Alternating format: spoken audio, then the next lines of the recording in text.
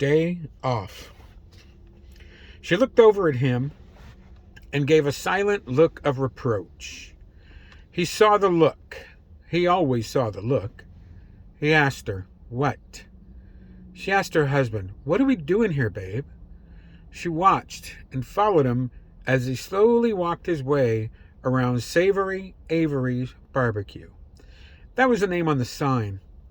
They were right off of the I-44 in mid-state near the Six Flags amusement park. Of course, the amusement park was empty and dark.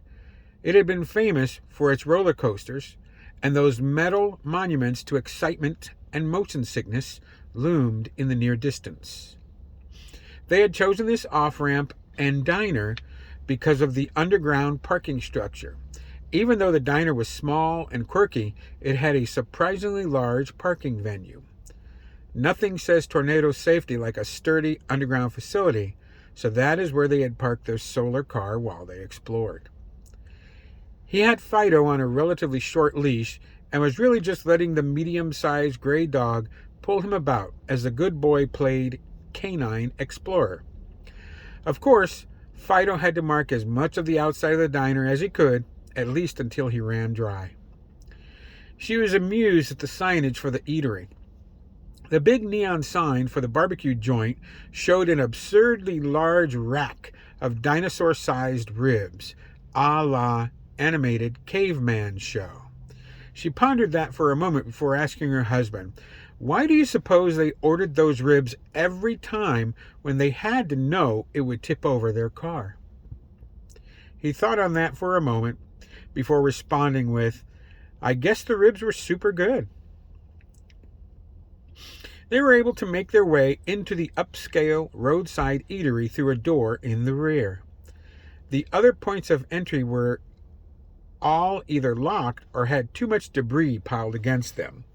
This due, no doubt, to the daily tornadoes that had become a part of life. The diner was surprisingly clean and neat. The place was dusty, but otherwise it was as if they were ready to open for the dinner rush. She was unclear as to what they were doing here at this roadside diner, and her husband was being a bit mysterious as to why he had pulled in here in the first place. She didn't have a problem following his lead, but she did like to know what the plan was. She followed him to a large corner booth and sat opposite of him and the good boy after they took a seat. She had been about to ask again why they were here when he told her, "My love, when we find whoever trained our boy Fido, we're going to have to give him back." She could see that her husband was conflicted, and he said, "I don't really want to." He shook his head slightly and continued, "I know it's the right thing to do because you don't take another person's dog, but I still don't want to give him back." "I know, babe," she told him, "but getting Fido back to his owners is the right thing to do." She reached across the table and lightly touched his hand. "For as long as I've known you," she said to him, "you've done the right thing, even if it wasn't the easy thing." She squeezed his hand a bit and said, "And imagine how happy they're going to be when they get Fido back." He nodded his head in agreement and said, I imagine we will get a good reception when they see we have their dog." He paused for a moment, gently squeezed her hand, and with his other hand he gently pet the medium-sized gray dog. "But..."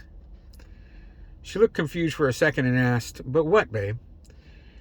He looked at the dog and looked at her and said, "I just want a day off." He scratched Fido under the chin, and the good boy loved it. "Before I have to give away this beautiful beast," he said as he continued to scratch the medium gray dog behind the ear, "I want a day." As he spoke to his lovely wife, he thought on the preparations he had made for their trip to return the good boy to his owner. Parked in the back of their dented solar car were several sets of body armor that they had scavenged from different military installations over the last few years. The suits were a mix of Kevlar, ceramic strike plates, and ultra-high-density polyethylene capable of stopping armor-piercing bullets up to .30 caliber. He figured that no one had any ammunition that could bypass their protection, so that was good. And, of course, there were weapons. Several handguns, not his father's .45. That was on his wife's waist these days. he couldn't bring himself to carry it after having to use it to save her life from that crazy sword-wielding firebombing guy. There were several assault rifles and enough ammunition to, well, more than they should need if things didn't go well. He even had a 40mm grenade launcher and a dozen grenades to launch.